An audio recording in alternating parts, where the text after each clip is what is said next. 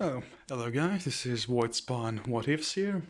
This is going to be my second episode of What If Bell was a Spartan Knight or Spartan King, depends on what you want.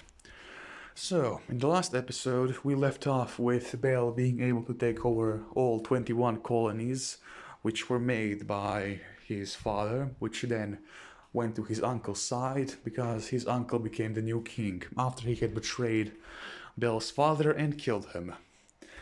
Now then, Bell wanted revenge, for sure, but still, the Ares Familia was helping his uncle, meaning that they would not be easy to defeat. But, luckily for Bell, a goddess by the name of Hestia simply walks to the little city of Ygwid, the currently capital city of the Spartan kingdom, which, well, Bell is the king of. She greets Bell, and well, Bell simply asks her if she is willing to make a familia. Hestia says that there's an unspoken rule that all Spartans should be a part of Ares's familia, but, well, Bell is simply tired of it. He simply tells her, unspoken rule or not, Ares is helping my uncle, the traitor of Sparta. Ares has no honor, so simply putting it, I will not consider him as the god of all Spartans. And just like that, Hestia makes a familia with basically most, if not all, of Deku's soldiers, that is Bell's soldiers, and Bell himself. And well, after that, although Bell wants to attack Greece immediately and take over all of the lands which were supposed to be Sparta's, along all of the enemies of Sparta, that being the League, Athens, and his uncle, because Bell still remembers what had happened to his father. The Athenians also ambushed him, which he wasn't happy about at all. Along with, because the Athenians were the one who sent the spies and the assassins to kill his mother. But also, among all, he also wanted to kill his older brother. And well, this is his older brother, that's his armor, while this is Bell's. In the last episode I said how he got the armor and also what the meaning of it is. So, anyways, Bell's army currently numbers around 11,000 strong, but not his entire army. He needs to have at least 7,000 soldiers left in the colonies of Italy simply to protect them, because Italy still has a lot more colonies from other city-states, and it also has both Illyrians, Sanadites, which are basically the original Italians, and then also Romans, that is a small portion of them, which are up in Rome. Although they have their own gods, that being the Roman god of war and all that jazz. So, and also the fact that Bell doesn't have a standing navy. That is, he could have taken the ships which the Athenians brought in, but he simply didn't want to use anything which the Athenians had, so he simply sunk them to the bottom of the ocean. And as all of that, he started revising plans. Around him there were currently two kingdoms. The west of him, that is, no, north of his kingdom, was the kingdom of the Sanadites. Their army was several times larger than Bell's, being about 50,000 soldiers strong. Although they also had a lot more territory than Bell, and they had many enemies as well. The main enemy of them being the Romans, which had basically the same amount of troops as Bell, but all of their troops were elite. Basically, not at the same level as Spartan soldiers, or even Ares's, or, well, the chosen ones of Ares. They weren't as powerful as them, but they were still elite. And also the fact that most of them were level 1 or level 2 adventurers because of the gods which were helping them. Now, I'm not exactly sure how the god of war is said in Roman. That is what the Roman god of war is. Well, anyways, Bel, and then there was the third kingdom which was near him, which was the Syracuse, that being in a colony of the Athenians which broke off.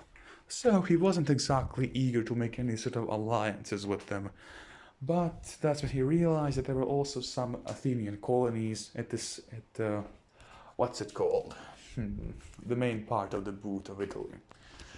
So then, with uneasy feelings, he sent an envoy to the Syracusan queen. After their diplomatic relations were over, both of them agreed to make an alliance.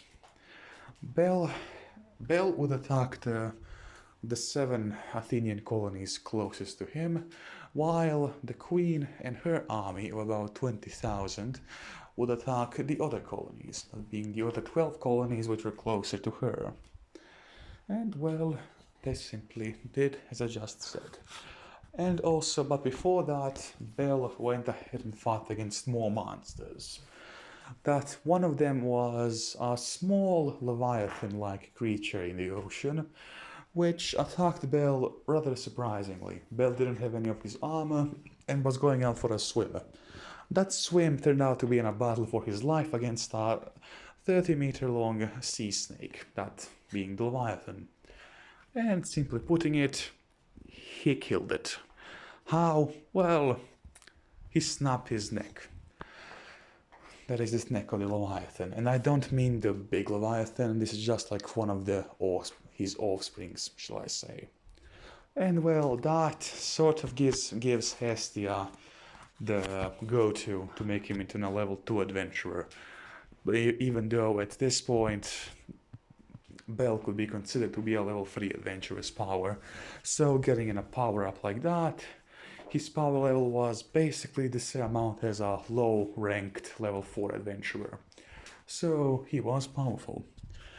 And well, actually, I'm gonna make something even funner of this. Let's say that the Syracusan queen is Ice. If any of you didn't watch the anime, which is a bit stupid since you're watching this What If, she is basically the girl which Bel loves in the anime, or likes at least. So then, she also has her own goddess, which is... let's say that her goddess is Hera. Yes, that sounds wonderful. Her being I believe she is the wife of Zeus, or at least the main wife of Zeus. And Zeus has a lot of wives. And so, Hera doesn't particularly like Hestia, but oh well, what can she do? And with that alliance going swimmingly, Bel takes 5,000 of his own troops and goes with all 5,000 of them being elite Spartan soldiers, leaving his basically militia units or just common soldiers to defend the colonies while he's gone. So, as he goes there, he obliterates the first army which the Athenians sent, but then he is met with a rather formidable fortress. And well, using a number of clever tactics, and also most of his Spartan knights, yes. I know that knights and Spartans don't exactly go well together, but bear with me here. He's a Spartan knight. And also it's my what if, so I can do whatever the hell I want. Using a couple of clever strategies, the Athenian marines actually leave the fortress which they were defending. There's about 6,000 of them, and let's just say that Bel withdrew 4,000 of his own troops. And now, what had happened? Well, let's say that as the Athenians went into a valley, they heard a war horn on the hill. When they simply looked up, they saw this. They saw 1,000 knights, that is, Spartan knights, simply waiting for them. As soon as that happened, they charged in. The Athenians were completely caught off guard, not being able to get information and know nothing. Most of them were killed, and 700 or so were able to get back to the fortress. But when they entered the fortress, all of them died, because a separate force of 500 Spartans was able to infiltrate it through the sewers. The fortress, which was seemingly said to be impossible to overtake, Bel had taken it in the first 3 days of the siege. With that being said, he took over that entire colony. There were still 5 more colonies which he needed to take, and he went through it. Although now all 5 colonies simply put their armies together, and just like that, 27,000 soldiers against Bel's 6,000. But, well, Bel had a bit of a plan going. He took a similar path to Thermopylae in Greece, although the main difference was that it was a lot wider, like a kilometer wider. But still, if you put... Bel used his Spartans to hold that entire line, basically being 3 Spartans deep on the entire 1 kilometer, while the Athenians were about, I believe there would be 17 soldiers, like 17 lines for like entire kilometer, because they have 25,000 troops. And well, then they charged. The Spartans were able to hold them, well, decently that is, since of course they were outnumbered rather heavily, and also this isn't like the Battle of Thermopylae. The pass was a lot larger, and also they were fighting against other Greeks, meaning they had a lot heavier armor than any Persian would have. And as that was going on, Bel took a small portion, let's say his own private bodyguard of 120 extremely level 2 Spartan knights. And keep in mind that most of Bel's army is part of the Hestia's Familia. So I'm going to be doing that Hestia has a much more powerful Familia than what she ever had. Or, well, I'm also making her a bit more important god in the Greek world than she was originally, but, well, I honestly don't care, this is my what if, so meh. And his stuff was going on.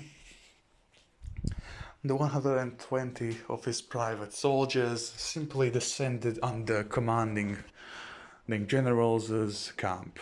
He had left 1,500 of his soldiers there to defend it, but all of them were basically drunk, because they thought that they were gonna finally kill the rogue king of Sparta, Bel. But instead of that, they were met with the Bel's warhorse simply stomping on their faces, along with his other 120 other bodyguards. And well, like that, they were able to kill the general. But the general's son, let's say that his name is Oryx. Yes, Oryx sounds good. That Oryx and Bel go into a one-on-one duel. Oryx is, let's say that he's 6.5 feet tall, while Bel is a bit taller than him at 7 feet tall. And well, as they simply go ahead and fight, Bel gains the upper hand almost immediately, being able to completely shatter Oryx's shield and also break his arm. But Oryx still stands valiantly and fights Bel. Bel is impressed by this, and well, instead of killing Oryx, he lets him go. Even though he wouldn't do this to many people, he still did it to those who impressed him. And well, Oryx was able to leave alongside of 20 or so Athenian soldiers, which were able to put up a good fight against Decu's bodyguard. And after that was done, no more commands could be given to the army of the Athenians. Needless to say, the Athenians started to panic. And it also didn't help that there was 120 knights basically just slamming into them from the side. And well, just like that, they began to rout. As soon as that happened, the Spartans, which were holding the line, charged.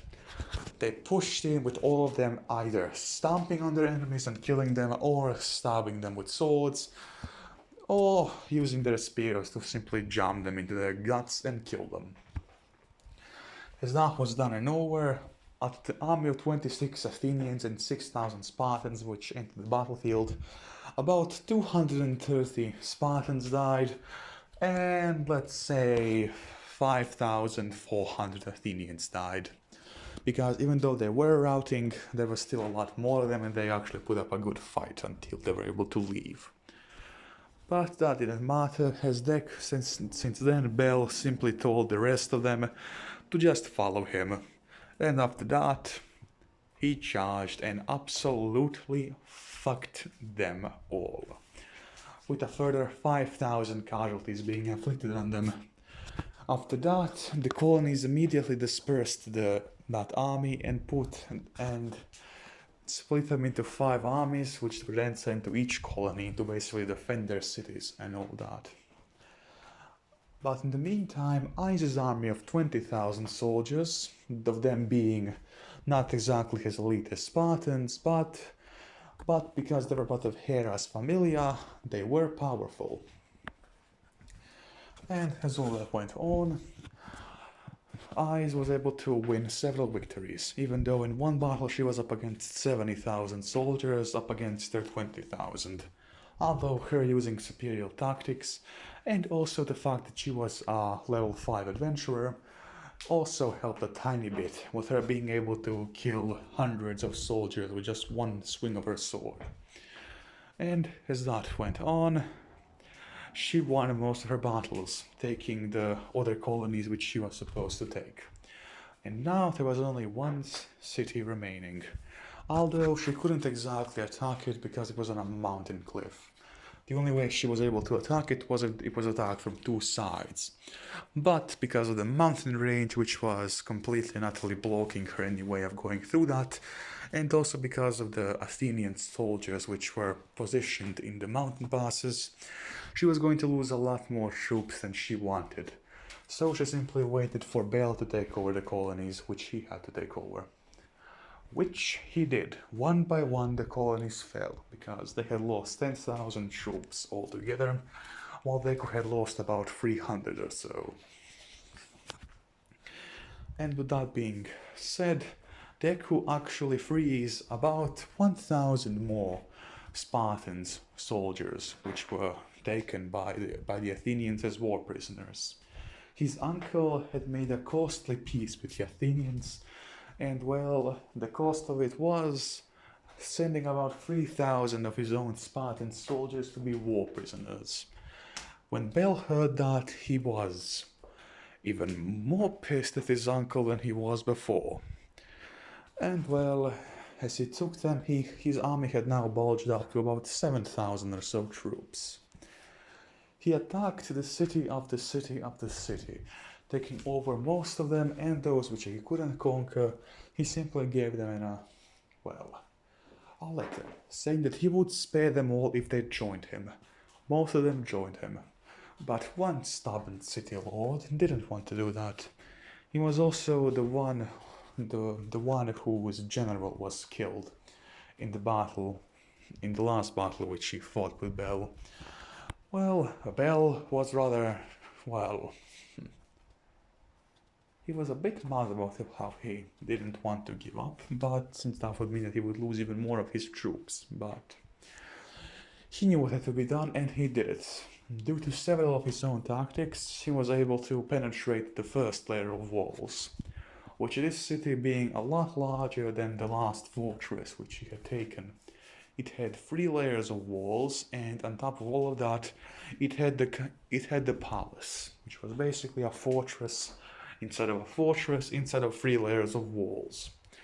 So it was going to be extremely costly to take it over, especially because the city itself had about 12,000 soldiers compared to Bel's 7,000. But with him using superior tactics, he was able to, obliterate most the defenders. In 2 months he was able to completely destroy the 3rd wall and then charged to attack the palace. although the most elite troops were located there, including something which Bel didn't see because in Sparta they were extremely rare to be even born. Mages. About 50 mages were stationed there and they began shouting their spells. Fire magic, ice magic, lightning magic, and all the other stuff. A lot of Spartans were killed. That was the most costliest battle where Bel lost about 1,200 Spartans in just one attack. Bel knew that this couldn't go on or else he would lose all of his troops. And even losing 1,200 was a heavy blow, considering that his entire army currently was about 12,000 soldiers strong. And well, after all that had went, Bel decided on a more sneakier way to approach it, something which the Spartans weren't exactly known for. He took 500 of his best troops, and just like in the previous city, he went to the sewers. But due to some unknown circumstances, but because the Lord knew about how he had taken over the last fortress, he also put some mages and about 300 troops in the sewers as well. So, when Bel learned of that, he immediately reconsidered the plan. But that's when somebody came up to Bel. That being a level 3 adventurer of the Eastern Familia, one of the gods, and a ninja. Well, he offered his services to Bel for a fee. About 500... Okay, where did I leave off? Alright. So, the ninja which came to offer Bel his aid for, of course, a cost of money... Oops, hold on. Bel accepted it. The ninja went into the caves and basically did what he does best. He used his shadow. Using his shadow. Sorry about that, guys. My mother came into the room. So let's see. Anyways, he used his shadow magic to kill the 3 mages which were sent there without anyone noticing. And that's when Bel went in with his 500 soldiers. The soldiers which were there was about 300 of them or so they really had no chance. And after that, Bel's soldiers were able to enter the castle, that is the palace. They slowly crept in and began killing everyone. The mages and the soldiers. The mages tried to use magic on them, but let's just say that Bel entered his berserk state and just mauled through them, killing hundreds upon hundreds of enemy soldiers. And when mages tried to use magic on him, they found it to be rather ineffective, because even though Bel can currently use no type of magic, it is extremely hard for him to learn it as well. Magic doesn't affect him as much as it does other people. And well, as all that was going on, Bel was able to take over the palace. The largest city he had ever taken over, he had just taken it over. That was the largest city in all the colonies which the Greeks had. With that, the Athenians lost a major foothold in Italy. And after that, Bel met up with Ice. But the next battle which is going to happen when both Ice and Bel together attack the fortress which is on the mountain, I'm going to be taking that in the next episode. So, anyways, see ya guys, hope all of you enjoyed, and have a good day.